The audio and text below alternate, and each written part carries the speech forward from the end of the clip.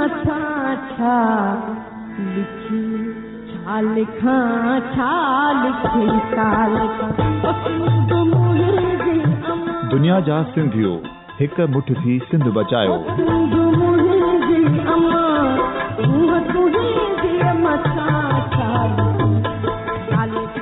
सिंध जो क़ौमी आवाज़ radio voice of Sindh London.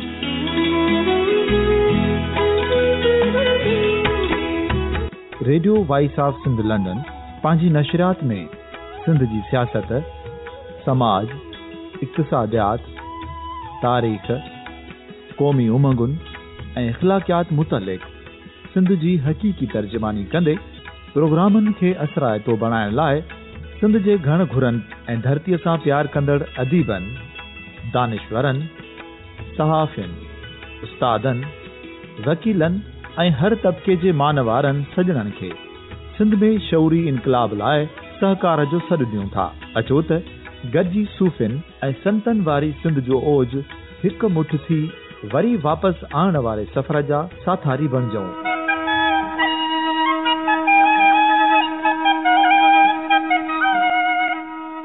हिक नए सुबुह जी शुरूआत जो पड़ाॾो घर घर, ॻोठ ॻोठ ऐं शहर शहर ताईं पहुचायो।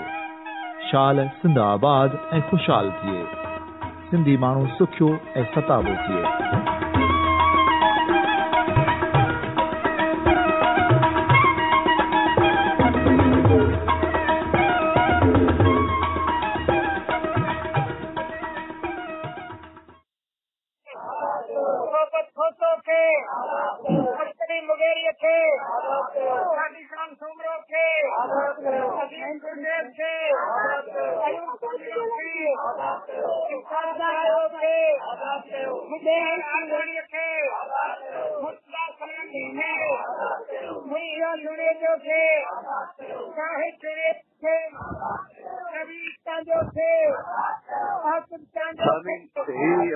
नारा ॿुधो पिया ही कराची प्रेस क्लब जे ॿाहिरां खबे खणी गुम थियल जेके माण्हू आहिनि उन जा वारिस एहतियाजी मुज़ाहिरो पिया कनि ऐं बुख हड़ताल आहे अॼु 2 बजे खां 5 बजे ताईं।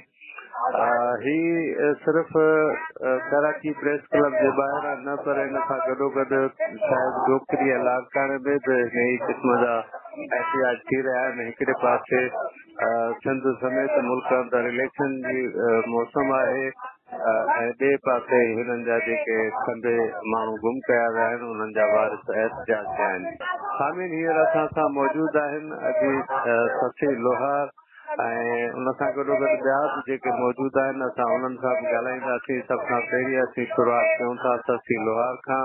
अॼु तव्हां ॿुधायो त ईद वांगुरु हिन मोकल वारे ॾींहुं जे ॾींहं ते जनरल मोकल बि आहे ऐं इलेक्शन जी मौसम बि आहे, उन ते तव्हां एहतिजाज ते वेठा आहियो। तव्हां ॿुधायो त छा सम्झो था नई जेका क़यादत चूंडबी, नवां जेके माण्हू उम्मीदवार चूंडबा उन्हनि में का उम्मीद नज़र अचे थी? पहिरीं त असीं थोराईंदा आहियूं वॉइस ऑफ लंडन दादा जाफ़र जा जेके मुसलसिल असांजी जिदोजहद में असां सां गॾु रहिया आहिनि। ऐं अॼु जेको आहे इलेक्शन वारे ॾींहुं हंगर स्ट्राइक करणु नाड़खाणे में ऐं डोकरी में ऐं कराची में हिन जो मक़सदु इहो ई आहे त असांजो इलेक्शन बाइकाट आहे। जेके बि विचम फैमिलीज़ आहिनि जिन जा माण्हू गुम कया विया आहिनि ऐं पीपी जी हुकूमत जॾहिं पीपी जो इक़्तिदार हुयो तंहिं वक़्तु असांजा माण्हू गुम कया विया हुआ त पीपी जो या जेके ॿियूं पॉलिटिकल पार्टीज़ हुयूं उन्हनि जो फर्ज़ हुयो त ही जेके गुम थियल माण्हू आहिनि पहिरीं हू आज़ादु कराइनि हा ऐं पोइ ही नया रुख पंहिंजो ॾियनि हा त नई हुकूमतूं चूंडनि हा। असीं अॼु बि ईदनि जे ॾींहं ते वेहूं था या अहिड़नि मौक़नि ते प्रेस क्लब ते था वेहूं त इन जो इहो ई रीज़न्स इहे ई आहिनि त असांजा गुम थियल माण्हू अवां सभिनी खां विसरी विया आहिनि। पर असां अहिड़ियूं फैमिलीज़ आहियूं जेके पंहिंजे फैमिली मेंबर्स खां सवाइ त नथा रही सघूं। तंहिं करे असीं हर मौक़े ते पंहिंजो एहतिजाज कंदा आहियूं त जीअं अवां हुकुमराननि खे इहा ख़बर पवे त असांजे मसइले जो हल अञा ताईं न आहे निकितो ऐं ईंदड़ जेका हुकूमत आहे असीं बिल्कुलु वरी बि उन्हनि मां बि उमेद रखंदासीं त असांजा जेके माण्हू आहिनि असांखे बाजाब कराए ॾिना वञनि। बाक़ी फर्ज़ हुकुमराननि जो इहो हुयो त पहिरीं असांजूं विक्टिम फैमिलीज़ जेके आहिनि उन्हनि जा दुख ॿुधा वञनि हा ऐं उन्हनि जा मसइला हल कया वञनि हा, उन्हनि जा माण्हू उन्हनि खे ॾिना वञनि हा त पोइ उहे असां मां वोट जी उमेद बि रखनि हा। सो अॼु असीं वरी बि इहा ई अपील था कयूं असांजा जेके गुमथियल माण्हू आहिनि उहे अदालतुनि में आंदा वञनि, अगरि को ॾोह आहे त उहो ज़ाहिर कयो वञे। बाक़ी हींअर ताईं जेके गुमथियल माण्हू आहिनि के 3 सालनि खां के 2 सालनि खां, मुंहिंजो बाबा हिदायतुल्लाह लोहार आहे जेको उस्ताद आहे उहो 1.5 साल खां गुम आहे ऐं असीं मुसलसिल एहतिजाजनि में वेठा आहियूं, पर न त ही रियासत खे को मसइलो असांजो नज़र थो अचे, न चीफ जस्टिस खे मसइलो थो नज़र अचे, यानी सभई पंहिंजे ॿियनि मसइलनि में मसरूफ़ लॻा वेठा आहिनि। चीफ जस्टिस साहब पंहिंजे डैम ठाहिण में बिज़ी लॻा पिया आहिनि ऐं इलेक्शन जे लाइ पंहिंजो हुकुमरान उते बिज़ी लॻा पिया आहिनि, यानी हर कंहिंखे पंहिंजा मुफ़ाद खपनि, पर गुमथियलनि जो मसइलो जेको आहे उहो कंहिंखे हल नाहे करणो। असीं तंहिं करे असीं रोडनि ते आहियूं ऐं अॻिते विरहंदासीं जेसीं ताईं असांजा माण्हू नथा अचनि। ऐं वधीक हिन बाइकॉट इलेक्शन जे बारे में ऐं जेको प्रोटेस्ट हले पियो हुनजो अव्हांखे सोरठ ॿुधाईंदी जेका VMP फोरम जी डिप्टी कन्वीनर आहे। जी हा जी सोरठ तव्हांखे असां वेलकम चऊं था radio voice of Sindh London ते। तव्हां पंहिंजे फ़ैसिले मूजिबि क़ाइमु रहिया ऐं वोट न ॾिनो आहे ऐं पंहिंजनि प्यारनि जी बाज़ियाबी जे लाइ या उन्हनि खे बाज़ियाब कयो वञे या उन्हनि खे अदालतुनि में पेश कयो वञे, इन मुतालबे ते अवी क़ाइमु ऐं दाइमु आहियो। तव्हांखे असीं radio voice of Sindh London जे तरफ़ां शाबाश बि ॾियूं था ऐं हर क़दम ते असां तव्हां सां गॾु बि हूंदासीं। तव्हां ॿुधायो त हाणे जेका हीअ इलेक्शन हले पई हिन में जेके उम्मीदवार बीठा आहिनि ऐं यकीनन राति ताईं डिसाइड थी वेंदो त कंहिं किथां खटियो आहे, इहा जेका काबीना ठहंदी उन मां तव्हां जूं कहिड़ियूं उम्मीदूं हूंदियूं? जी महिरबानी रेडियो वॉइस ऑफ लंडन जी। जीअं पहिरीं असां जेको बाइकॉट कयोसीं VMP जी तरफ़ खां ऐं जर्मनी जी तरफ़ खां उन डिसीजन ते असां उन हक़ीक़त में बीठा आहियूं छो करे असां पंहिंजे राज्य में जाइज़ ते बीठा आहियूं त असांजा जेके बि माण्हू गुम आहिनि, मुंहिंजा बाबा ऐं जेके बि गुम एक्टिविस्ट या समाजी या ह्यूमन राइट्स डिफेंडर खंडियल आहिनि। पहिरियां त असां हिन मुल्क जे आहियूं ऐं कानून जी ॻाल्हि कंदा ईंदा आहियूं त बाबा जेकर उन्हनि खे ॾोह आहे त उन्हनि खे अदालतुनि में पेश कयो वञे, पर रिसेंटली जेके असांजे एॾो केस आया आहिनि त असांजे जिन जी कोई कारकुननि ते पुलिस तरफ़ां जेके इल्ज़ाम लॻाया विया आहिनि, पहिरियां त उन्हनि खे गुम कयो वियो आहे, पोइ असांखे इहो ॿुधायो वेंदो आहे त असां वटि वेंदा आहिनि एजेंसियूं असांखे चवंदियूं आहिनि त असां वटि न आहे, पुलिस वारा चवंदा आहिनि त असां वटि न आहे। ख़ुदि 3 महीननि 5 महीननि खां पोइ उहे ख़ुदि पाण ई उहे माण्हू ज़ाहिर कंदी आहे मुख़्तलिफ़ केसनि में। पहिरियां उहे असांखे बयान ॾींदा आहिनि असां वटि न आहिनि, पर कुझु महीननि खां पोइ उहे माण्हू उन्हनि पुलिस स्टेशन ते उन्हनि उन्हनि ते पाण ज़ाहिर कंदा आहिनि कूड़ल केस में। त असांजा माण्हू हिकु त लेखक आहिनि, अदीब आहिनि, शागिर्द आहिनि, उस्ताद आहिनि, उहे ॿाहिरि की न आहिनि, उन्हनि जो रिकॉर्ड सॼो क्लियर आहे।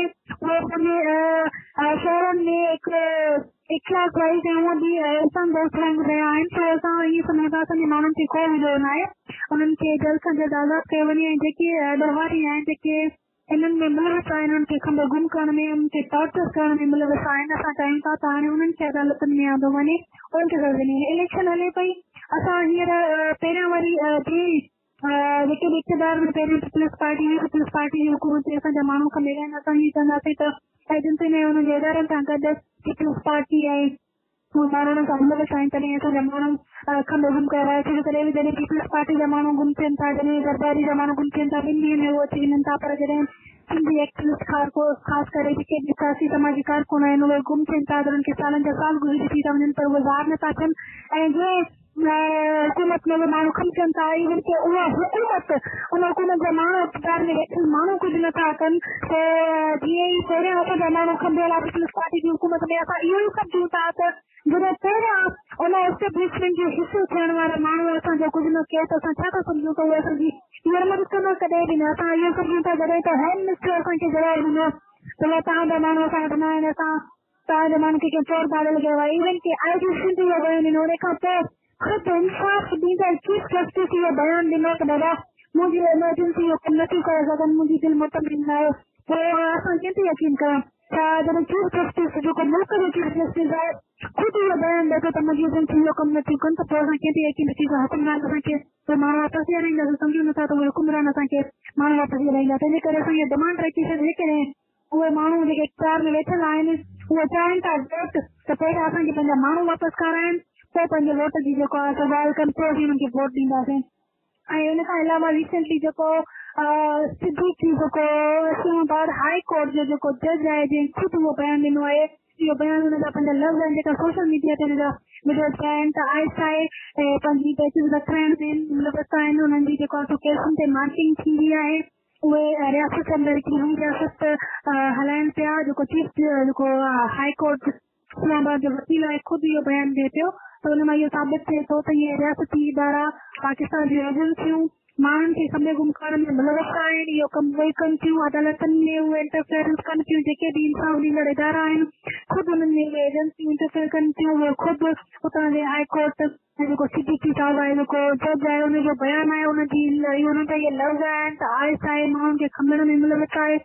आहिस्ते पंहिंजी मर्ज़ी जा पैकेज जा जजिस विहारे थी ऐं आहिस्ते उन्हनि खे मजबूर करे थी त तव्हां हीउ फैसला वठो, हीउ डिसीजन वठो। ऐं उन्हनि जी ज़िंदगियुनि खे ख़ुदि जज चयो आहे त मुंहिंजी ज़िंदगी खे ख़तरो आहे, असांखे फ़ोननि ते धमकियूं पियूं मिलनि, पोइ असां ॿी कहिड़ी उमेद सम्झूं था। उन खां पोइ ऐं बयान खां पोइ ख़ुदि चीफ जस्टिस साकिब निसार उन हाई कोर्ट जे वकील खिलाफ़ बयानु कयो आहे त तूं मुंहिंजी एजेंसियुनि जे ख़िलाफ़ इहो बयानु कीअं थी ॾी। जॾहिं चीफ जस्टिस इहो सम्झे थो त हिन जी एजेंसियुनि जे ख़िलाफ़ इहो कमु थिए थो त जॾहिं लाड़काना हाई कोर्ट में हुन पंहिंजो इन जज जी जेका तज़मीर कई हुनजी मोबाइल खणी ड्यूरिंग जेको केस हले पोइ कोर्ट जे ड्यूरिंग उन्हनि सां जेका तज़मीर कई था उहो हुनजो इदारो न आहे, छा उहो हुनजो जज न आहे, लेकिन हुनजी एजेंसी उनजा इहे कमु कनि था त ख़ुदि हुनजो फर्ज़ आहे त उहे नोटिस हुन एजेंसियुनि खां वठनि। जॾहिं हिन बयानु पीएल ई ॿुधायो आहे त आइसा मिलंदो आहे त असां इहा एडवांस रखूं था चीफ जस्टिस खां, इहा उमेद रखूं था त चीफ जस्टिस आइसा जेके बि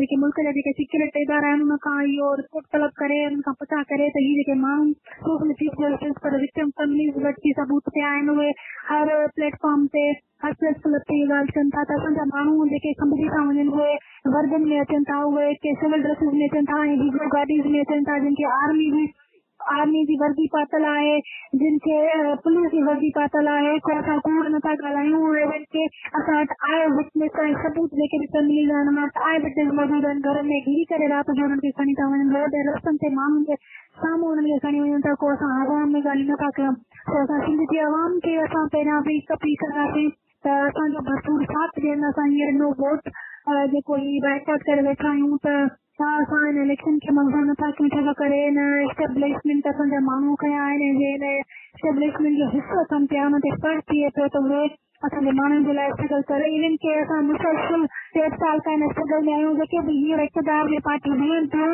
उन्हनि मां जेके माण्हू ॾिसनि पसंदि जे हवाले सां कुझु एक्टिव हुया पर उन्हनि ख़ुदि जेके एक्टिव पार्टी जेके असां सां गॾु शिरकत कई हुई उन्हनि पंहिंजे मंशूर में ॾिसनि पसंदि जो नुक़्तो एड न कयो आहे। त असां इहा उमेद सम्झूं था त जिन मंशूर में पंहिंजो मिसिंग पर्सन जो नुक़्तो इंसानी हक़नि जी वायलेशन जो नुक़्तो एड न कयो आहे त उहे अॻिते असांजी कहिड़ी मदद कंदा।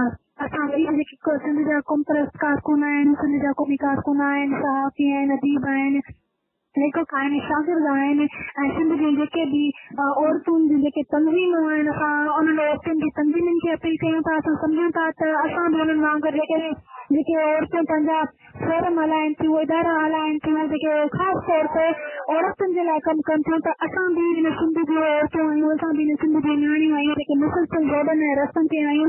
असां उन्हनि औरतुनि जी तंज़ीमुनि खे बि अपील कंदासीं त कुझु न सिर्फ़ु असां ते बि विझो। असां मुसलसल प्रेस क्लबनि ते रोडनि ऐं रस्तनि ते आहियूं।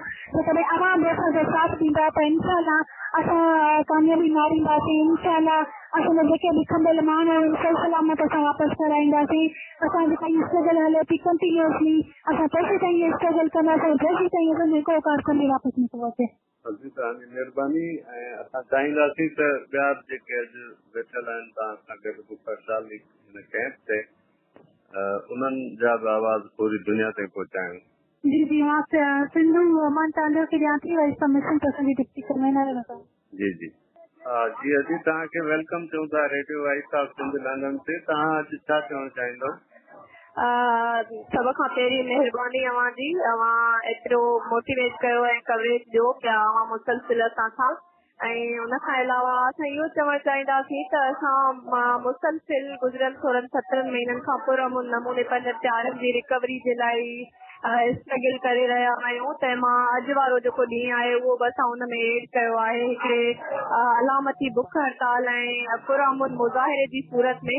असांजी डिमांड आहे त असांजा जेके बि समाजी सियासी कारकुन आहिनि उन्हनि खे जल्द खां जल्द रिकवर कयो वञे। अगरि उन्हनि खे कंहिं बि क़िस्म जो को ॾोह या जुर्म आयद थिए थो त अवां जा कानून आहिनि, अवां जो अदालतूं आहिनि, अवां उन्हनि खे पंहिंजनि ई कानून तहत पेश कयो। पर एटलीस्ट तव्हां इहो कयो जो अगरि हू कंहिं बि जुर्म में इन्वॉल्व आहिनि त हुननि खे पंहिंजे राइट मुताबिक़ उन्हनि खे इहो हक़ ॾिनो वञे त हुननि जो जेको बि जुर्म आहे उहो उन्हनि खे उन्हनि जे साम्हूं आंदो वञे अदालतुनि जे, उन्हनि खां पुछियो वञे त आख़िर हू कहिड़े ॾोह में इन्वॉल्व आहिनि। उन्हनि खां अलावा ॾिसो मां इहा ॻाल्हि चवंदसि त हिकिड़ो माण्हू जॾहिं गुम थी वञे थो त फ़क़ति उहो हिकिड़ो माण्हू ई नथो गुम थी वञे, उनजे पोयां जेके बि फैमिली मेंबर्स आहिनि यकीनन उहे मेंटली ऐं फाइनेंशियली त जेके आहिनि उहे कमज़ोर थी वञनि था। सो हिकिड़े फर्द जी मां सम्झां थी त ही मिसिंग थियण जो इशू न आहे, बल्कि ही जेके बि फैमिली मेंबर्स आहिनि, विक्टिम फैमिलीज़ आहिनि, उन्हनि जे मिसिंग थी वञण जो, उन्हनि खे हिकिड़ो मेंटली या फाइनेंशियली टॉर्चर करण जो ही हिकिड़ो तरीक़ेकार आहे जंहिंखे जल्द खां जल्द ख़तमु कयो वञे। जी अदी तव्हांजी महिरबानी। सामिन ही सिंधु अमान तव्हांजो हुई जंहिं अवां सां ख़्यालनि जो इज़हार कयो। अदी असां ॿियनि सां बि ॻाल्हाइण चाहींदासीं। जी जी सर।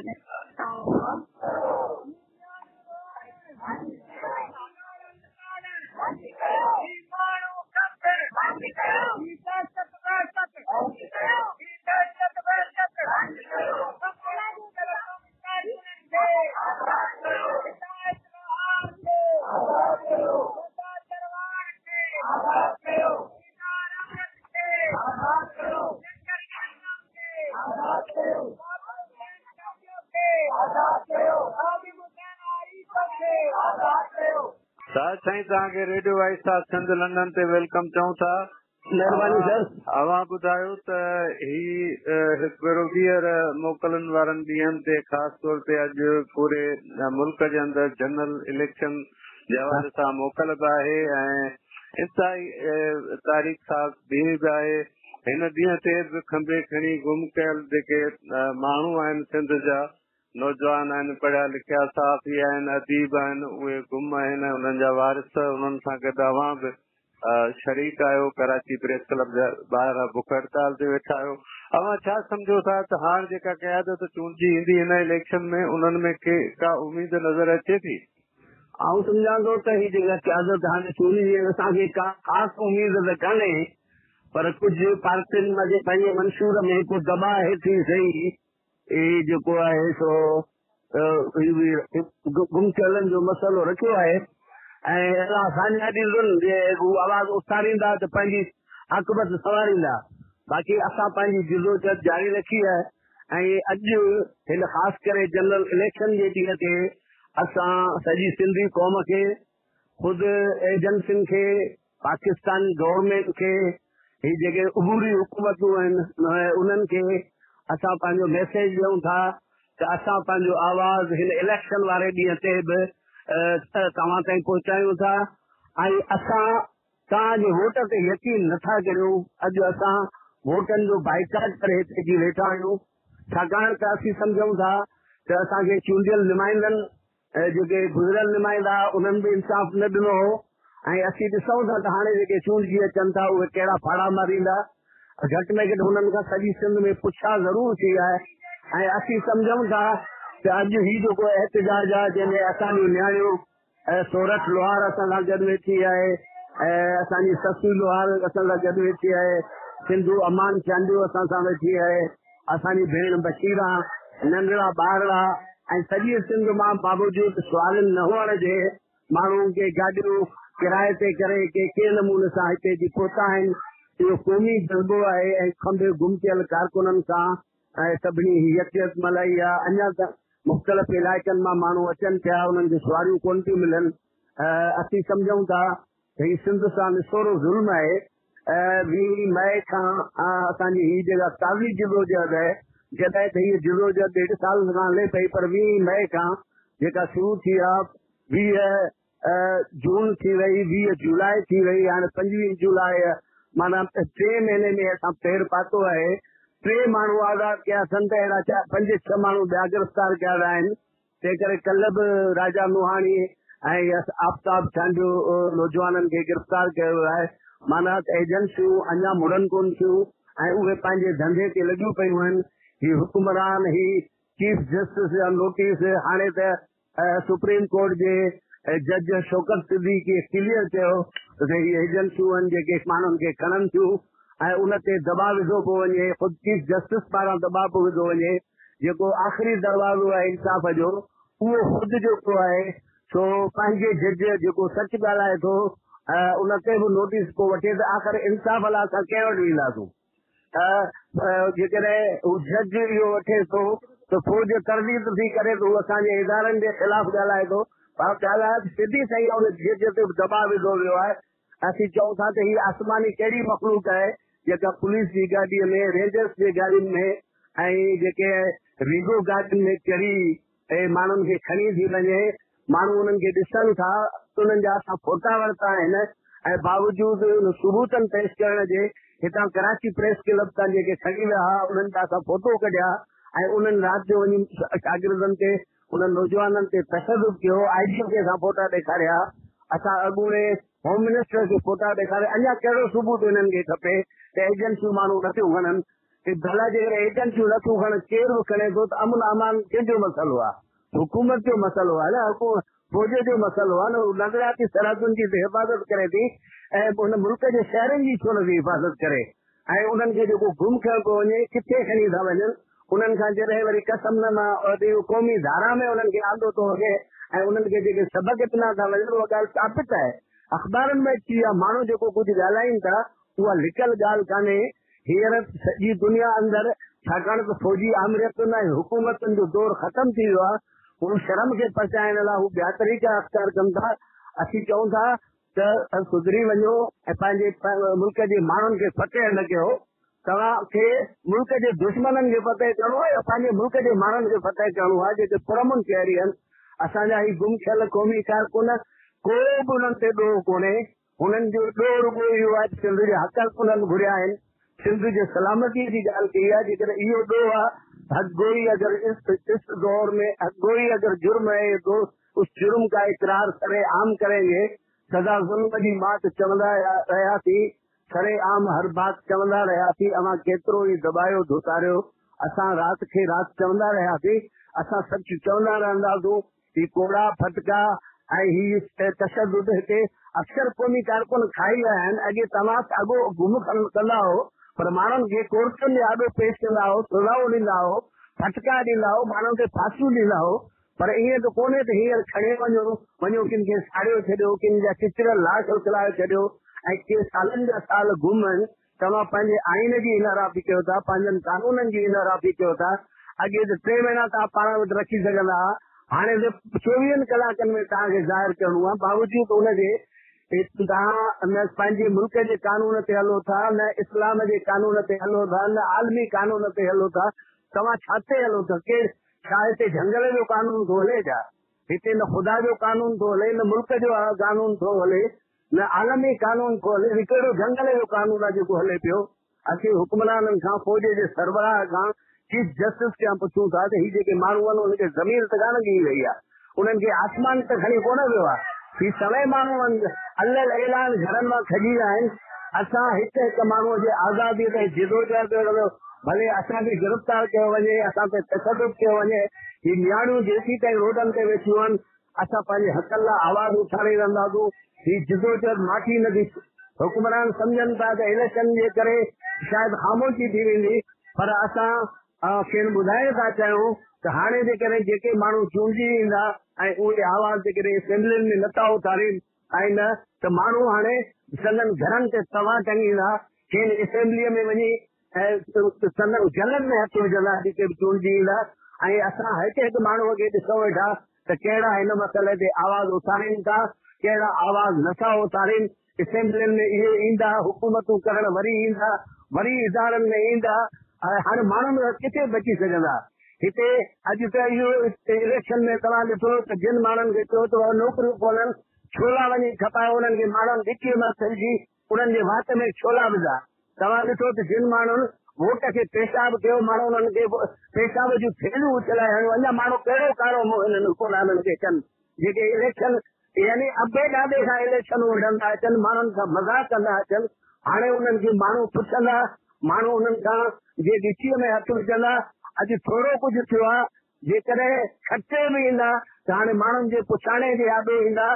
असीं हुकूमत खां मुतालबो कयूं था, उबूरी हुकूमत खां ख़ासि करे चऊं था त तव्हांजे त कन ते जूं कान थी सुरे, तव्हां मरी विया हो छा? तव्हां असीं कराचीअ में वेठा आहियूं, गवर्नर हिते वेठो आहे, वॾो वज़ीर हिते वेठो आहे, उनजा हथ ठोकिया वज़ीर हिते वेठा आहिनि, उन्हनि खे शर्म नथो अचे त ही न्याणियूं रोड ते वेठियूं आहिनि, उन्हनि खां रुॻो पुछनि त तव्हांजो दर्द कहिड़ो आहे। तव्हांखे अञा सिंध जे माण्हुनि जो दर्द सम्झ में न आयो आहे, आख़िर कॾहिं ईंदा? हीउ ॾिसो असांजा नौजवान अलाए किथां किथां रुकावटूं तोड़े सुवारनि जे नहूं ते पहुची रहिया आहिनि। इहो साबित आहे त ही तव्हांजे ज़ुल्मनि जे ख़िलाफ़ आहिनि। हीअ जिदोजहद जारी रहंदी, जारी आहे, जारी रहंदी, जंग असांजी जारी रहंदी। त साईं जेके नौजवान आहिनि उन्हनि मां को आहे जेको ॻाल्हाए? हा, अगरि को नौजवान जेके ॻाल्हाइण चाहे त वाइस ऑफ लंडन ॻाल्हाए। जी सिंध हक़ मौजूद। मुंहिंजो नालो सारंग जोयो आहे ऐं आउं कोऑर्डिनेटर आहियां वाइस फॉर मिसिंग पर्सन जो ऐं मरकज़ी कन्वीनर आहियां सिंध सुजावी फोरम जो। जी सारंग। मुंहिंजो मौक़िफ़ इहो आहे त सिंध मां जेको ही रियासती इदारा ॾींहं ॾिठे जो सिंध जे क़ौमी कारकुननि, अदीबनि, शागिर्दनि, उस्तादनि, मज़दूरनि खे जबरी तौर ते गैर कानूनी तौर ते खंबे जेको गुम करण जो जेको सिलसिलो शुरू कयो आहे, असां उन जी सख़्त लफ़्ज़नि में मज़म्मत कयूं था ऐं उन हवाले सां ही जेको जदोजहद जो सिलसिलो आहे उहो गुज़िरियल 1.5 साल खां जारी सारी आहे, जंहिंमें मुख़्तलिफ़ बुख हड़तालूं, मुज़ाहिरा, एहतजाज असां जारी रहिया आहिनि ऐं उन जदोजहद जो जेको सिलसिलो आहे उन में तेज़ीअ जी जेका लहर आहे उहा 20 मई 2018 ते कराची प्रेस क्लब वारो जेका wise for missing person J platform तां बुख हड़ताल कई वई हुई, उन ते जेका आर्मी जे इदारनि पारां जेके लाठी चार्ज कई वई ऐं तशद्दुद कयो, नियाणियुनि जा कपिड़ा फाड़ा विया, उन खां पोइ इहा लहर सॼी सिंध में पखिड़िजी वई। तो असां सम्झूं था त रियासत उन जा इदारा सिंध मां जेको ॾींहों ॾींहुं नौजवाननि खे खंबे गुम करे पई, उन अमल सां हिन जदोजहद खे रोके नथो सघे, बल्कि हीअ जदोजहद ॾींहों ॾींहुं अॻिते वधंदी रहे थी। ताज़ो 2 ॾींहं अॻु लाड़काणे मां आफ़ताब चांडियो ऐं अब्दुल गफूर सारियो ऐं कल्ह राति जेको आहे सिंध यूनिवर्सिटी सोसाइटी मां जेको आहे नुहाणी छोकिरो क़ौमी कारकुन जेको आहे उन खणी गुम कयो वियो आहे। असां सम्झूं था त रियासत पंहिंजी बोखलाहट जे शिकार थी वई आहे ऐं हूअ हिन जदोजहद खां घबराइजी वई आहे। उन करे ही बोखलाहट जेकी हुननि जी ज़ाहिर थिए थी त सिंध मां ॿीहर हिकिड़ो दफ़ो क़ौमी कारकुन खे खंबे गुम कयो थो वञे, जंहिंजी असां सख़्त लफ़्ज़ में मज़म्मत कयूं था ऐं असां इहो मुतालबो हिननि खां नथा कयूं, छो त हिन रियासती इदारे ई असांजा माण्हू खयां आहिनि ऐं असां जेके बि कानून जा दरवाज़ा आहिनि उहे समूरा खड़काए ॾिठा आहिनि। Supreme court of Pakistan, high court of Sindh ऐं समूरनि इदारनि ताईं असां उहे समूरा कानूनी अमल बि पूरा कया आहिनि, पर उन जे बावजूद जेके असांजा प्यार खंबे विया आहिनि उन्हनि खे कोर्टुनि में न पेश कयो वियो आहे। पहिरियों असांजो इहो ई मुतालबो हो त असांजे प्यारनि जेकॾहिं उन्हनि ते को बि ॾोह दंड आहे त उन्हनि खे अदालतुनि ॾाढो पेश कयो वञे, पर जीअं त असां समूरा उहे कानूनी तरीक़ा इख्तियार करे था, पर उन जे बावजूद का रिज़ल्ट को नतीजो न मिलियो आहे। उन करे हाणे असां जो पाकिस्तान जे कीअं बि इदारे या हुकुमरान खां घुरंदा आहे, पर असां आलमी ज़मीर खां, इंसानी हक़नि जी आलमी तंज़ीमुनि खां, यूएनओ, एमनेस्टी इंटरनेशनल ऐं समूरियूं जेके इंसानी हक़नि जी तंज़ीमूं आहिनि, असां उन्हनि खे अपील था कयूं त ही इंसानी हक़नि जे चार्टर जी संगीन लताड़ ऐं भनकड़ी आहे, जो ॾींहं ॾिठे घरनि जे अंदरां, स्कूलनि मां, रोडनि तां, मुख़्तलिफ़ जॻहनि तां सिंध जा जेके क़ौमी कारकुन, अदीब ऐं शागिर्द खंबे गुम कया विया आहिनि, उन्हनि ते नोटिस वठनि ऐं पाकिस्तानी हुकूमत ऐं इदारनि ते नोटिस जे ज़रिए दबाव विझनि त जीअं असांजा प्यारा वापसि थी सघनि। न त ॿी सूरत में जेको हीअ असांजे एहतजाजनि जो सिलसिलो आहे या जेका जदोजहद आहे उहा अॻे खां अॻरी हूंदी ऐं हिन खां बि वधीक सख़्त क़दम खणण ते असांखे मजबूर न कयो वञे। इन करे बराए महिरबानी हिननि ते उहो दबाव बरक़रार रखियो वञे त जीअं असांजा प्यारा आज़ाद थियनि, न त पोइ वाइस फॉर मिसिंग पर्सन्स अॻियां जो जेको लाइमल आहे उहो सख़्त खां सख़्तु जोड़ण में ख़ुदि मुख़्तियार आहे ऐं उहो जोड़े सघे थी। पोइ उनजा जेका नतीजा हूंदा उहे नतीजा हीअ रियासत उनजी ज़िम्मेदार हूंदी। हाणे असां हलूं था सिंध मां जेके खंबे गुम कयल क़ौमी कारकुन आहिनि उन्हनि जी वासन तरफ़। तो आऊं साईं अज़ीज़ गुरगेज़ खे गुज़ारिश कंदुसि अज़ीज़ गुरगेज़ जे भाउ खे ज़िक्र कंदुसि। तव्हांजो नालो? असदुल्ला जेको आहे अज़ीज़ गुरगेज़ जो भाउ आहे, उहो हाणे पंहिंजो मौक़िफ़ ॾींदो। जीअं त मुंहिंजो भाउ अज़ीज़ अहमद गुरगेज़ जेको 24 मई 2017 ते राति जे अंधेरे में पुलिस गाॾियुनि मंझि खंबे गुम कयो आहे, जंहिंजी आज़ादी जे सिलसिले में असां रिक्शा खां कराची ताईं लॉन्ग मार्च बि कई आहे ऐं उन खां पोइ असांजे लाइ हैदराबाद खां कराची ताईं लॉन्ग मार्च कई। हिन प्रेस क्लब जे अॻियां असांजी मुसलसिल बुख हड़ताल बि रही आहे। पोइ हैदराबाद प्रेस क्लब जे अॻियां बुख हड़ताल रही आहे। अदरवाइज सिंध जे हर शहरनि में असां पंहिंजो एहतिजाज रिकॉर्ड करायो आहे। असांजूं जेके 4 ईदूं आहिनि से बि हिननि प्रेस क्लबनि ते हिन रोडनि ते गुज़रियो आहे। अॼु पाकिस्तान जी जनरल इलेक्शन हुई, जनरल इलेक्शन जो जेको अॼु वॉइस ऑफ मिसिंग पर्सन ऐं जेके सिंध जे मासूर माण्हुनि जे तरफ़ां पाकिस्तान जी जनरल इलेक्शन जो बाइकाट कयो वियो आहे, असां उनजी हिमायत कयूं था। असां पाकिस्तान जे एरियन पूरियुनि इलेक्शननि खे कोन था तस्लीम करियूं जेसीं ताईं असांजा प्यारा वापसि मोटाए नथा ॾिना वञनि। हिते अॼु ट्रैफिक जो तमामु घणो मसइलो हुयो, उन जे बावजूद बि जेके माण्हू हिते पहुता आहिनि उन मां इहो साबित थिए थो त हिते मुसलसिल ज़ुल्म जी इंतहा कई पई वञे, माण्हुनि खे जबरी खंबे गुम कयो पियो वञे, जिन्हनि जो को ॿुधण वारो न आहे। पाकिस्तान मंझि जेके दहशतगर्द हज़ारे खणे माण्हू क़तल कनि था, उन्हनि सां पाकिस्तान जा जेके आला इदारा आहिनि उन्हनि खे रियायती पैकेज बि ॾींदा, पर सिंधी माण्हुनि खे अॼु ताईं को बि रिलीफ न ॾिनो वियो आहे। सिंधी माण्हुनि जा जेके बि असांजा प्यारा खंबे गुम कया विया आहिनि उन्हनि जो अञा ताईं को बि पतो न ॿुधायो वियो आहे। असांजी जदोजहद अञा जारी रहंदी जेसीं ताईं असांजा खंबे गुम कयल प्यारा आज़ाद नथा कया। नूर अहमद बुगियो, अली अहमद बुगियो मिसिंग पर्सन मुंहिंजो भाउ पियो ॻाल्हायां। ईअं त मुंहिंजे भाउ खे 24 मई 2017 में जेको सो खणी असांजे घरां खणी करे गुम करे विया आहिनि, जंहिंजो अॼु ॾींहं ताईं को पतो न पियो आहे। असां हर दर ते जेको सो रोडनि ते पंहिंजे बच्चा पंहिंजे फैमिलियूं वठी हर तरह सां एहतियात कया। असांजे घर में मातम मचा पिया आहिनि। असांजे घर में न ईद आहे, न शादी आहे, न छा को बि जेको सो असांखे ख़ुशी कोन्हे। असां जेको सो चीफ जस्टिस हाई कोर्ट सभिनी खां जेको सो दरख़्वास्तूं ॾिनियूं आहिनि, को असां बि असांजी तदारत न थी आहे। असां हिन इलेक्शन खे इलेक्शन न पिया सम्झी करे असां हिते जेको असांखे एहतियात कयूं पिया। इलेक्शन असांजे लाइ इलेक्शन न आहे, इन करे असां इलेक्शन जो बाइकाट कयो आहे। असां UN वारनि खां अपील था कयूं त असांजो जेको सो प्यारा असांखे वापसि कराए ॾियनि। महिरबानी।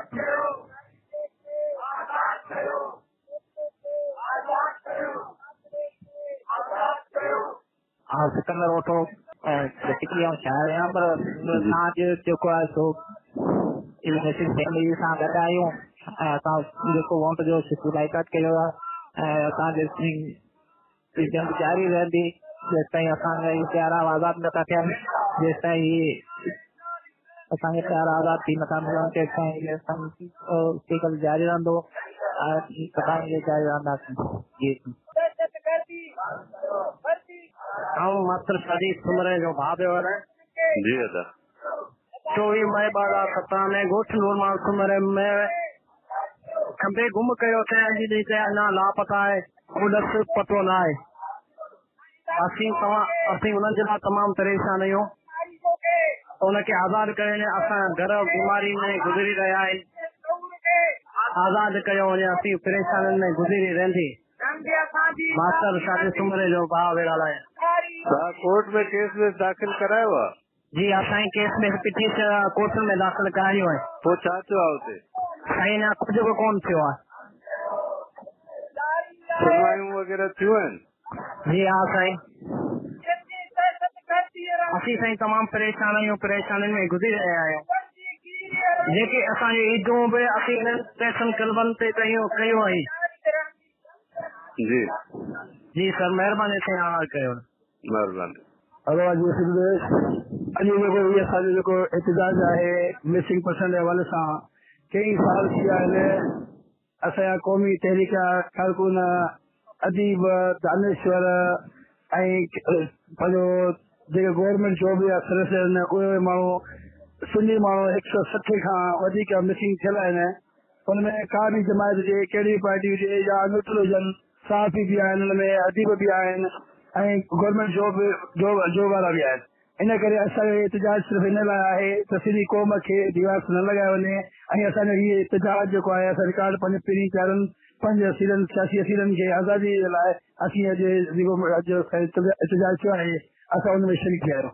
इन जे करे असीं तव्हांखे बि ऐं जेके बि सॻड़ा इदारा आहिनि मिसिंग पर्सन जे हवाले सां जेके बि सहकारी आहिनि सभिनी खे असांखे अपील था कयूं त असांजे आवाज़ खे बुलंद कयो वञे ऐं जेको इंसानी हक़ इंसानी हक़ पंहिंजो इंसानी हक़ जेके लताड़ जेकी थिए थी उहा जबरी तौर ते जेके गुम थियल आहिनि असीं चऊं था सभिनि क़ौमी कारकुननि खे सभिनि माण्हुनि खे फौरी तौर ते आज़ादु कनि। असांजो मुतालबो इहो ई आहे मिसिंग पर्सन जे हवाले सां।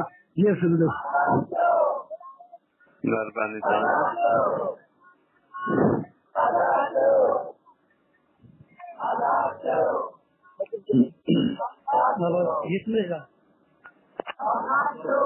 जीअं 25 जुलाई ते मिसिंग पर्सन जो करायो ऐं पोइ तव्हां ॻाल्हायो। साजिद जब कमाई जी असांजो जेको जेको मुज़ाहिरो आहे असांजे खंबे गुम कयल रियासती इदारनि जा खंबे गुम कयल क़ौमी कारकुन आहिनि जंहिंखे बिना जवाब जेको आहे थोरो रियासती इदारा खंबे गुम करे ॾियनि।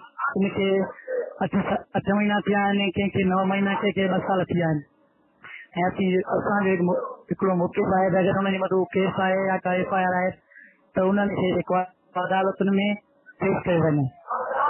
जॾहिं त इंसानी हक़ूक़ जे आधार ते इंडियन एजेंट कलभूषण यादव खे जॾहिं हू इंसानी हक़नि जे आधार ते उनजी फैमिली घुराए हुन सां मुलाक़ात कराए सघनि था त पोइ छा असां सिंधी नौजवान वारिस हुनजे हैसियत नथा रखनि जो उन्हनि खे खंबे गुम कयल क़ौमी कारकुन वारसनि सिर्फ़ु एतिरो ॿुधायो वञे त अव्हांजो जेको वर आहे अव्हांजो जेको फर्ज़ आहे असांजे फलाणे ॾोह में क़ैद आहे मगर हिते इंसानी हक़नि जी लताड़ थी पए। असीं इंसानी हक़ूक़नि जी तंज़ीमनि सां गॾोगॾु पूरी आलम इंसानियत खे गुज़र था कयूं त हू सिंध जे मिसिंग पर्सन केस खे उठारनि। महिरबानी तव्हांजी।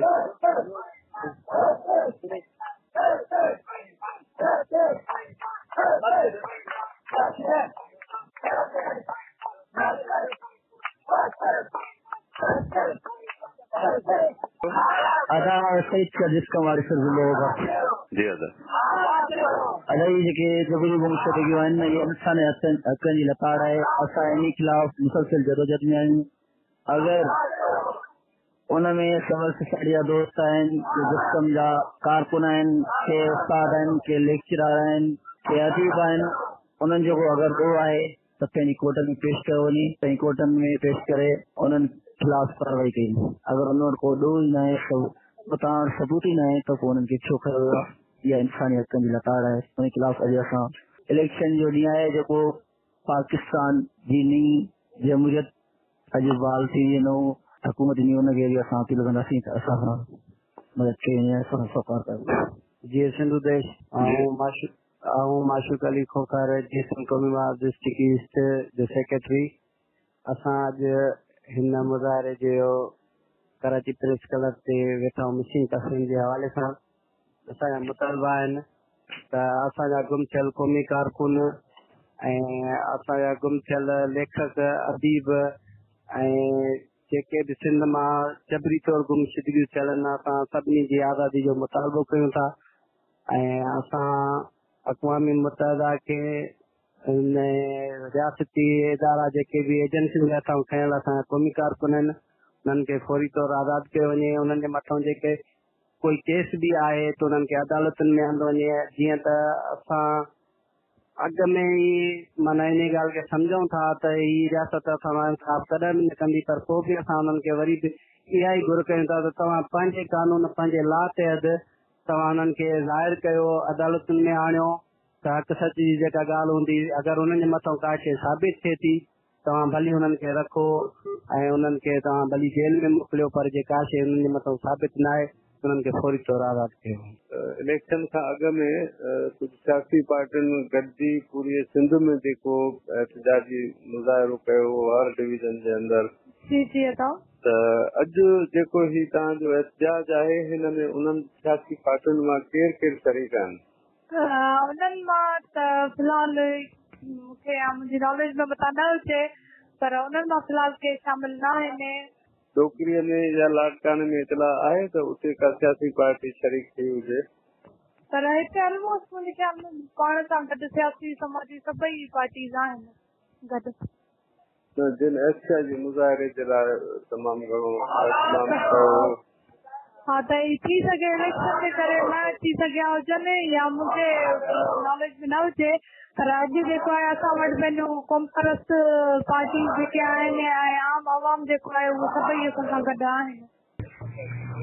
सर आऊं गुलाम असगर जुड़ेजो जी अदा ऐं पाण मुतासिर आहियां हिन हवाले सां। मुंहिंजे भाणे जो आहे जेको 19 सालनि जो आहे दिलदार जुड़ेजो, पाण आर्टिस्ट आहिनि, हू बि हिकु पेंटर ऐं आर्टिस्ट आहे, डिज़ाइनिंग वग़ैरह कंप्यूटर ते डिज़ाइनिंग जो कमु कंदो, जंहिंखे साल खां वधीक टाइम थी वियो आहे, तक़रीबन 1 साल ऐं 1 महीनो थी वियो आहे। ऐं हुनखे दुकान तां वेठल उतां कुझु माण्हू सरकारी माण्हू अची ज़बरदस्ती खंभे हथियारनि जे ज़ोर ते खणी विया आहिनि ऐं अञा ताईं उनखे कंहिं बि तरीक़े सां नको ज़ाहिर कयो वियो आहे, न ई असांखे कंहिं क़िस्म जो इतलाह ॾिनो वियो आहे, न ई का ख़बर आहे। सो मक़सदु इहो आहे असां सभु हिते सिर्फ़ु मुंहिंजे भाणेजे सां गॾोगॾु ॿिया बि काफ़ी माण्हू गुम थियल आहिनि जिन खे बि काफ़ी टाइम थी वियो आहे। सो असांजो मौक़िफ़ ऐं मक़सदु सिर्फ़ु इहो ई आहे त जेकॾहिं उन्हनि ते को ॾोह आहे त उन्हनि खे अदालतुनि में कोर्टुनि में पेश कयो वञे ऐं स्टूडेंट्स ऐं आर्टिस्ट अदीब इन्हनि क़िस्म जे माण्हुनि खे खणी करे रियासत अलाए छा साबित करण थी चाहे। मां त सम्झां थो जेकॾहिं हिकिड़ो फ़र्दु वञे थो त उन हिकिड़े फ़र्द सां गॾु हिकिड़ो ख़ानदान पूरो हूंदो आहे, जेकी यकीनन उहे सुधारे जे बजाय उन्हनि जो ज़हनियत ख़राब कई वञे ऐं ही पंहिंजो पाण जेको आहे सो माण्हुनि खे बग़ावत जे तरफ़ वठी पिया वञनि। सो इन हवाले सां असां चऊं था त जेकॾहिं उन्हनि ते ॾोह आहे बराए महिरबानी उन्हनि खे ज़ाहिर कयो ऐं उन्हनि खे जेकी बि केस आहिनि उन्हनि खे अदालतुनि में आणियो, कोर्टुनि में आणियो, जीअं असां घटि में घटि मुतमइन थियूं। ऐं अहिड़े तरीक़े सां जेकॾहिं ईअं ई थींदो रहियो त पोइ यकीनन उन्हनि जा ख़ानदान परेशान आहिनि। उनजी जेको मुंहिंजो भाणे जो आहे उनजी वालदा परेशान लॻी पई आहे, हू पाण अकेलो पुटु आहे उनखे, ऐं हू पाण बीमार लॻी पई आहे। असांजी रिक्वेस्ट इहा ई आहे तमामु जेके इदारा आहिनि वस वारा ऐं इंसानी हक़ूक़ जी तंज़ीमुनि खे इहा रिक्वेस्ट आहे त असांजे माण्हुनि खे बाज़ियाब करायो वञे त जीअं असां सभु पंहिंजे प्यारनि सां मिली ख़ुशियूं माणे सघूं। तव्हां सम्झो था त अदालत जे वसीले तव्हांखे को इंसाफ़ मिलण जी उमेद आहे? सर अदालतुनि जे हवाले सां बि काफ़ी ॻाल्हियूं थी चुकियूं आहिनि, चीफ जस्टिस ताईं जेको आहे सो असांजो मौक़िफ़ पहुतल आहे, पर पोइ बि उन जे बावजूद बि हालांकि उमेद त रखी था सघूं, असां ज़ाहिर आहे जंहिं मुल्क में रहूं था उन जे इदारनि ते भरोसो बि आहे, पर उनजे जॾहिं खां असां मतिलबु उन ताईं ॻाल्हि पहुचाए चुका आहियूं, पहिरियां त इहो हुयो त शायदि हू असांजी ॻाल्हि ॿुधनि ई कोन था। जॾहिं खां असांखे ख़बर पई ऐं साम्हूं उन्हनि जे मौक़िफ़ वियो ऐं अदालतुनि में बि घुरायो वियो, उन खां पोइ बि जॾहिं असांखे कंहिं बि क़िस्म जो नतीजो न मिलियो आहे त यकीनन मायूसी थी आहे। सो जॾहिं चीफ जस्टिस ताईं ॻाल्हि पहुचण खां बावजूद को अमल न थियो आहे ऐं कंहिं बि क़िस्म जी का मोट असांखे न मिली आहे त असीं ॾाढो मायूसी जो शिकार आहियूं। हिन वक़्तु जेका असांजी ज़हनी कैफ़ियत आहे उहा बयानु कोन था करे सघूं, छो त आउं पाण मुतासिर फैमिली जो फ़र्द आहियां। सो हिन वक़्तु मूं ॻाल्हाए बि मतिलबु उन तरीक़े सां कोन थो सघां। सो बहरहाल इदारनि ते भरोसो करिणो थो पवे ऐं असां उमेद रखी वेठा आहियूं जेकॾहिं असांजे मुल्क जे इदारनि न त आलमी इदारा बि काफ़ी अहिड़ा आहिनि जिन ते असांखे भरोसो आहे त हू असांजे हिन मौक़िफ़ खे ॾिसी करे यकीनन असां सां मदद कंदा। नई इलेक्शन आहे ऐं अॼु इलेक्शन में जेके माण्हू चूंडजी ईंदा उन्हनि ते केतिरो भरोसो रखो था? सर इलेक्शन खां पहिरियां साॻिया ई माण्हू आहिनि जेकी पहिरियां बि हिते मौजूदु हुकुमरानी में हुया, उन्हनि जे दरवाज़नि ते वियासीं, उन्हनि खे असां रिक्वेस्ट कंदा रहियासीं, पर उन्हनि पोइ बि असांखे अहिड़ी का ख़ातिर ख़्वाह मोट कोन ॾिनी। वरी जॾहिं हींअर इलेक्शन जो टाइम आयो त असांखे पूरियूं ऐं तसलियूं ऐं दिलासा थोरा घणा ॾींदा रहिया, पर असांखे अञा बि का उन्हनि में उम्मीद कोन थी नज़र अचे, छो त हू असांखे या त रियासत जे तरफ़ां हू पाण सभु बेवस आहिनि जो कुझु करे कोन था सघनि। असांखे सम्झ में कोन थो अचे, असांजा होश हवास ख़ता थी चुका आहिनि ऐं साल ॾेढ साल हिकु स्टूडेंट खे अगरि तव्हां रखो था त उनजी कैफ़ियत छा हूंदी ऐं उनखे जेकॾहिं तव्हां पंहिंजे घर वारनि खां, एजुकेशन खां, तालीम खां, फन खां परे रखो था त छा तव्हां इहो मतिलबु रियासत खे असीं इहो ई था चऊं त छा तव्हां उन्हनि खे सुधारियो पिया? ही सुधारे जे तरफ़ कोन पिया वठी वञनि, अॻियां बि जेको आहे सो उन्हनि खे बिगाड़ जे तरफ़ वठी पिया वञनि, न रुॻो उन्हनि खे पर उन सां गॾोगॾु जेकी बि उनजे ख़ानदान जा ॿिया माण्हू आहिनि, जहिड़ी तरह मां आहियां, मां हिकु आर्टिस्ट आहियां, मुसविर आहियां ऐं हिन क़ौम जे लाइ कमु कंदो रहां पियो ऐं कयां पियो। हिन वक़्तु मां सम्झां थो असांजी ज़हनी कैफ़ियत एतिरी आहे जो मफ़लूज थी चुका आहियूं ऐं बिल्कुलु असांजो ज़ाहिर ॻाल्हि आहे जेकॾहिं कोई आर्टिस्ट आहे त उहो ज़हनी तौर ते अगरि परेशान हूंदो त का बि तकलीफ़ कोन करे सघंदो, का मुल्क जी ख़िदमत कोन करे सघंदो। असांखे मां त सम्झां थो ॼाणी वाणी असांखे अहिड़ी कैफ़ियत में मुब्तला कयो थो वञे त जीअं असां मफ़लूज थी करे रही वञूं। सो तव्हां मीडिया जा माण्हू आहियो, तव्हां असांजो आवाज़ आलमी इदारनि ताईं पहुचायो जितां असांखे थोरी उमेद नज़र अचे पई। महिरबानी तव्हांजी अदा। मुंहिंजो नालो अतहर गुल, मुंहिंजो बिरादर आहे न्याज़ लाशारी मुस्लिम पर्सन जी।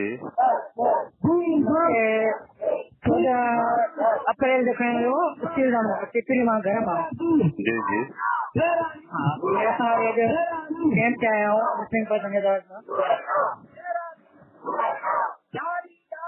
तव्हांजो मामिलो अदालतनि ताईं वियो आहे, छा थियो आहे? हाई कोर्ट में पटिशन दाख़िल कई आहे, पर हुन हाणे फ़िलहाल ख़ाली हथ हलनि था।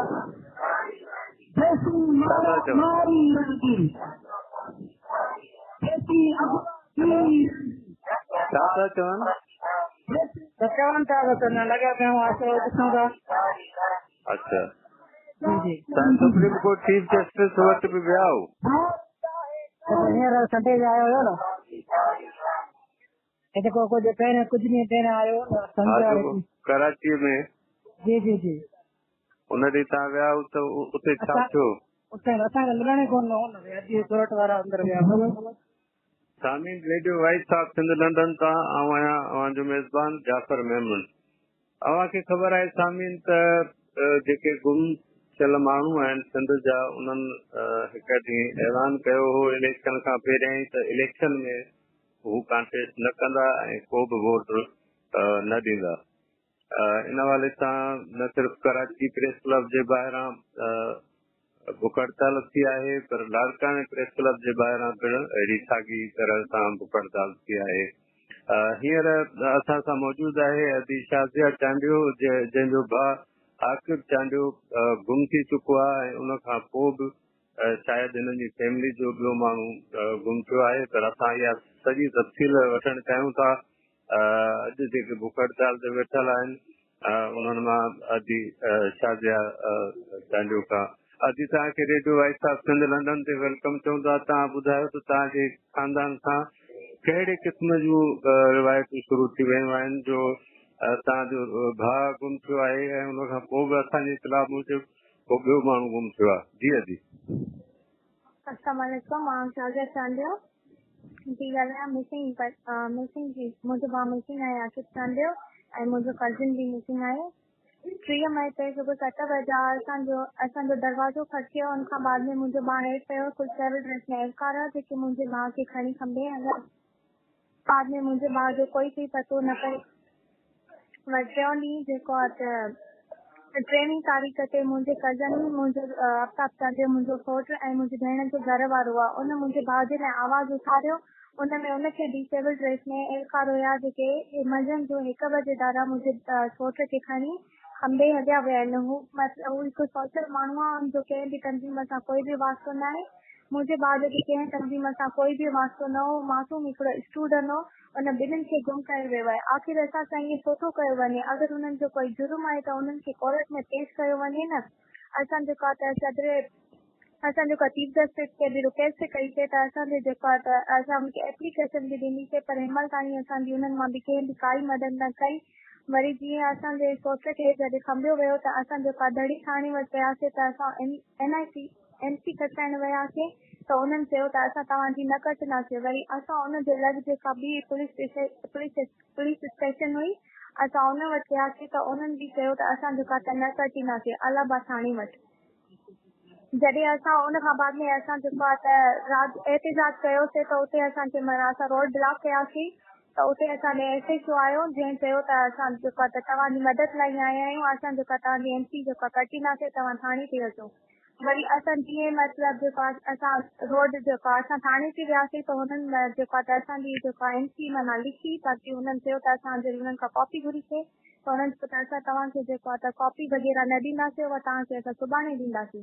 पोइ असांखे उन खां बाद में कोई रिस्पॉन्स न ॾिनो। असांखे काई हेल्प न करे सघिया। असां त धाणा बि ख़तमु कराया विया। असां चीफ जस्टिस साहब खे ऐं जेके बि वस वारा आहिनि सभिनीनि खे हुकुम असां सभिनीनि खे जेका अर्ज़ था कयूं त असांजे भाउ खे जेको आहे असांजे सौट खे जल्द सां जल्द रिहा कयो वञे। हू बेख़ता आहिनि। हुननि जो कोई जुर्म न आहे। हू उनजा नंढा नंढा ॿार हुननि खे आख़िर कहिड़े जुर्म में तव्हां खयो आहे? पोइ असांखे हिननि सवालनि सभिनीनि जा जवाब खपनि। असांखे असांजा प्यारा खपनि। असांजे घर जा कहिड़ा बि तव्हां ॿुधायो न ख़ुदा जे वास्ते असांखे वापसि ॾेई वञो। उनजी अदाफ़ा चांडियूं हिकिड़ी नंढी सिस्टर नंढी जेका आहे धीउ आहे जेका उन खां बग़ैर निंड न कंदी आहे। उहो बार बार मूंखां सवाल थी करे त आपी बाबा केॾी महिल ईंदो? हुनखे कहिड़ा दिलासा ॾियां त तुंहिंजो बाबा लाइ वापसि ईंदो अलाए न बि ईंदो। हू नंढी मासूम आहे। ख़ुदा जे वास्ते हुननि जे बाबा खे रिहा कयो वञे। मुंहिंजे भाउ आकिब चांडियो खे जेका रिहा कयो वञे। असां हिन महिल जेका लाड़काना प्रेस क्लब ते आहियूं। असां जेका त इलेक्शन का बाइकाट कयो आहे। जेसी ताईं असांजा प्यारा असांखे न ॾिना वेंदा असां जेका ऐसी ताईं अमाउंट कंहिंखे न ॾींदासीं। हा हिन महिल असां मौजूदु आहियूं। अगरि तव्हां अचो असांजी जेका असांजी मदद कयो त असां अमाउंट ॾियण लाइ तयारु आहियूं। तव्हां छा सम्झो था त ही अदालतुनि में बि तव्हां विया हो ऐं मुसलसल एहतजाज बि थियनि पिया। आख़िर तव्हांजे नज़र में कहिड़ो सबबु आहे जंहिंजे करे हिकिड़ो भेरो आकिब खे वरी तव्हांजे सौट खे खयों अथनि? का अहिड़ी शइ तव्हांखे का खुटकंदी हुजे उहा ॿुधायो। जी अदा आउं त इहो ई सम्झां थी त जॾहिं आकिब चांडियो खे खणी वियो त हू हिकु बेगुनाह मासूम स्टूडेंट हो। उन खां बाद में जॾहिं उनजे सौट उनजे लाइ आवाज़ उथारियो आहे त असांजी आवाज़ खे दॿाइण जे लाइ उनजे जेको आहे त सौट खे गुम कयो वियो आहे। अच्छा, को बि रिस्पॉन्स न आहे न पुलिस जो न अदालत जो न तव्हांजो को बि जवाब? न बिल्कुलु न आहे। बिल्कुलु बि न आहे। असां कंहिं पुलिस वारा असांजे पुलिस वारनि ॾे वञूं था त उहो असांखे जेका त बार बार मोटाए था छॾे ऐं असांखे जेका त इहो ई चवनि था त तव्हां जेका हाली सब्र कयो। तव्हां अगरि कुझु तकड़ कंदो या तव्हां एहतिजाज कंदो त तव्हांखे तव्हांजा प्यारा न ॾिना वेंदा। असांजा प्यारा तव्हां कहिड़े जुर्म में खया आहिनि? तव्हां पोइ पंहिंजो अदालती बंदि करे छॾियो जे तव्हां खां बसि नथो हले। जी हिनमहिल जेको आहे त मूंसां जी हिनमहिल जेको आफ्ताब चांडियो जो मूंसां भाउ मौजूदु आहे। अवां हुन खां पुछो। जी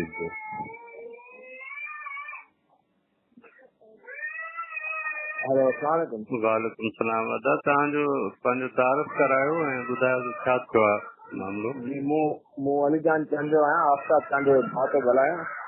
जी 23 तारीख़ जेको आहे बकाया टावर वटां जेको आहे मुंहिंजे भाउ खे जेको आहे सिविल ड्रेस में अलकार हुया जेके खणी गुम करे छॾियो आहे। हुन ते माण्हू घणा शायदि आहिनि जेके टावर ते ॾिठा जेको आहे हुननि पाण ॾिठो।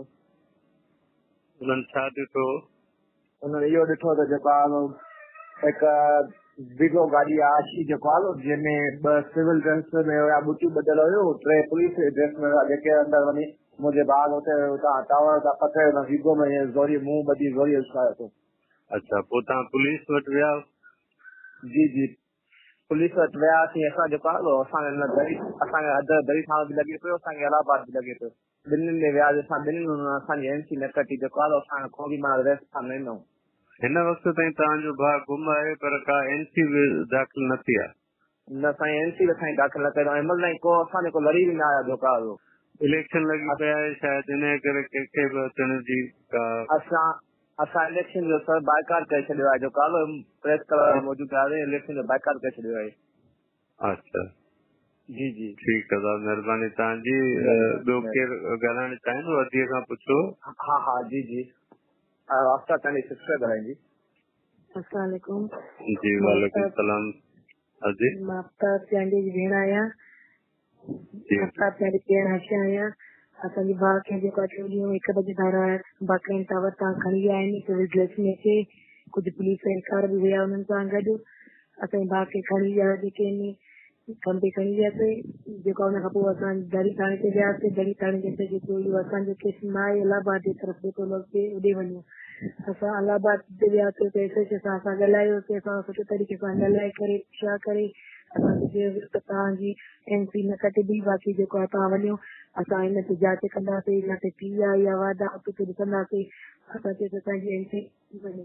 असां इलाज वेनती कयूं पर असांजी न ॿुधी वई, जेको आहे असांखे पंहिंजे ब्लॉक रोड खे बाक़ाइदा टावर वारो असां जेको आहे कलाक ताईं कयोसीं, जेको आहे ब्लॉक रोड त कोई बि न आयो, कोई बि जेके वॉन्ट में बीठा हुया उन्हनि मज़ा बि कोई न आयो, न जेको आहे असांजी एनसी कटियनि जेको आहे बीठा हुया एसएच दरी एसएच जेको आहे इलाहाबाद वारा ॿई तरफ़ न बीठा हुया, न अचनि पिया, न असांखे कुझु चवनि पिया, न असांखे आसरो पिया ॾियनि। न आकिब चांडे जी 2 महीना थी विया, हुनजी बि न कटी वई आहे एनसी, दाख़िल न कई। असांजे आफ्ताब चांडे जेको असांजो भाउ आहे उनजी बि न कई वई, जेको आहे आफ्ताब जेको आहे आकिब जे करे हुनजी हड़ताल में जेके में बुख हड़ताल में वेठो हुयो, हुन ॾोह में हुनखे ॾिसण हलिया विया।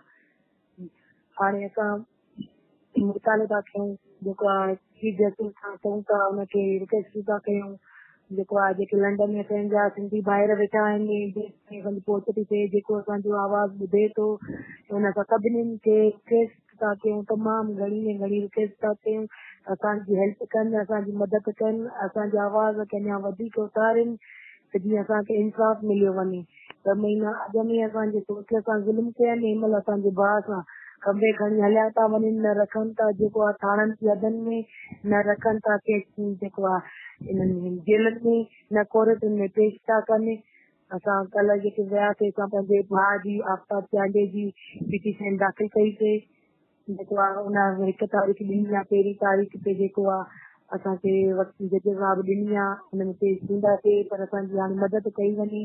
असांखे पुलिस वारे जी कॉल आई आहे, न की ॿिए के उहिदेदारनि जी, वोटनि खां बाइकाट कयो आहे, प्रेस क्लब जे ॾाढो घटि आहियूं, असां वोटनि खां बाइकाट कयो आहे। असां जेकी फैमिली आहे, कंहिं चाचा मामा सोट जेके बि आहिनि, असां पंहिंजे वोटनि खां बाइकाट करे वेठा आहियूं। असांजे भाउ खे फेलियो थी विया आहिनि, असांजे सोट 1 महीना थियण ते काई ख़बर न आहे। 19 सालनि जो नंढड़ो आहे आकिब, जंहिंजी अञा ज़िंदगी स्टार्ट ई न थी आहे, 10वीं क्लास जो शागिर्द आहे, हुनजी ज़िंदगी स्टार्ट न थी आहे, हुनजो फ्यूचर न ठहियो ई न आहे। हुन नौजवान खे हुते दॿायो वियो आहे, हुनखे हुते कैद कयो वियो आहे, बंदि कयो वियो आहे, काई ख़बर ई न आहे असांजो नंढड़ो दोस्त किथे आहे। हाणे असांजे भाउ जी काई वाह ई न आहे त कहिड़े हंधा।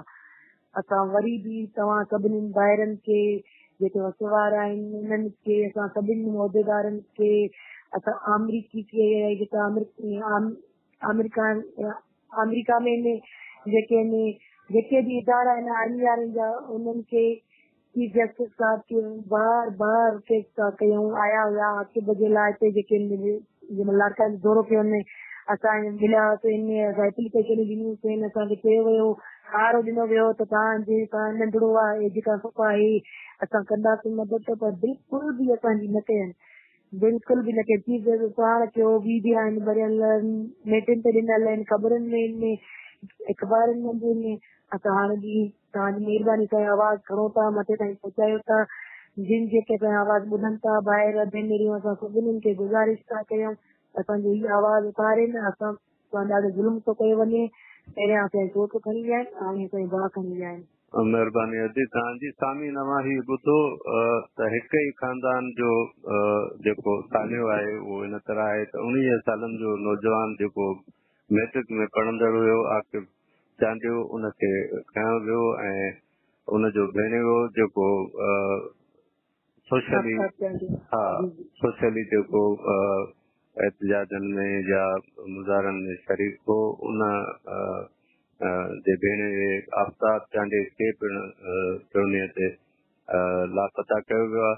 हीअ सूरत हाल आहे सिंध जे अंदरि जंहिंजे करे अॼु जनरल इलेक्शन वारे ॾींहं ते बि ही जेके मुतासिर फैमिलियूं आहिनि उहे इलेक्शन जो बाइकाट करे प्रेस क्लबनि जे ॿाहिरां वेठल आहिनि। ही लाड़काणे प्रेस क्लब जे ॿाहिरां कल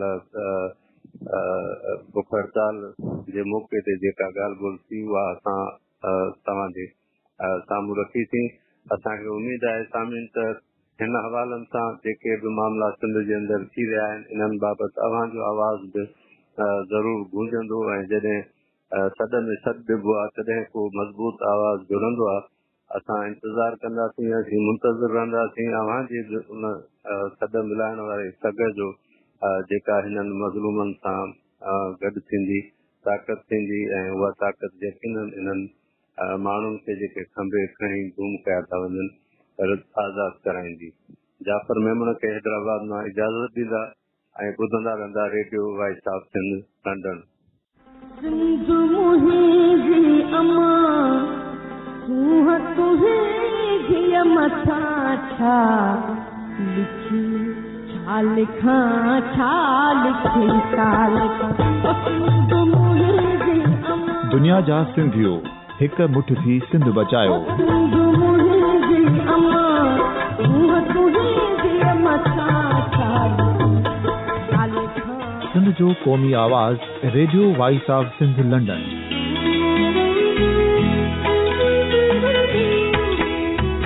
radio voice of Sindh London पंहिंजी नशरियात में सिंध जी सियासत, समाज, इक़्तिसादियात, तारीख़, क़ौमी उमंगुनि ऐं इख़्लाक़ियात मुतलिक़ सिंध जी हक़ीक़ी तर्जुमानी कंदे प्रोग्रामनि खे असराइतो बणाइण लाइ सिंध जे घण घुरनि ऐं धरतीअ सां प्यार कंदड़ अदीबनि, दानिश्वरनि, सहाफ़ियुनि, उस्तादनि, वकीलनि ऐं हर तबिके जे मानवारनि सजणनि खे सिंध में शऊरी इनकलाब लाइ सहकार जो सॾु ॾियूं था। अचो त गॾिजी सूफ़ियुनि ऐं संतनि वारी सिंध जो ओज हिकु मुठ थी वरी वापसि आणण वारे सफ़र जा साथारी बणिजऊं।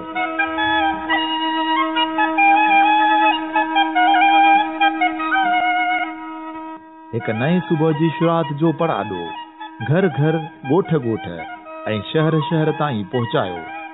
शाल सिंध आबाद ऐं ख़ुशहाल थिए, सिंधी माण्हू सुखियो ऐं सताबो थिए।